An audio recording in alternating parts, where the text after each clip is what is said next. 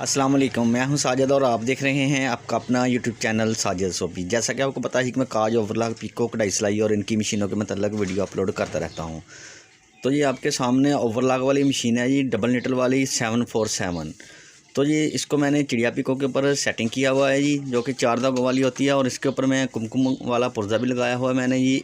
और ये भी 4 धागों वाली कुमकुम करता हूँ जी। इसमें अगर आप 4 धागों वाली कुमकुम पिको देखना चाहते हैं, उसकी सेटिंग देखना चाहते हैं, तो आप मेरे चैनल का विज़िट करें जी। और आज हम इस मशीन के ऊपर चिड़िया पिको का एक बहुत ही खूबसूरत डिज़ाइन बनाने वाले हैं जी। 4 धागे लगे हुए हैं जी। धागों की सेटिंग आपको बता देता हूँ। फर्स्ट वाला धागा आपने लूज़ रखना है, सेकंड वाला जो धागा है इसको आपने टाइट रखना है, और इनको दोनों को नॉर्मल रखना है जी। और एक इसके साथ सूत्र लगता है जी।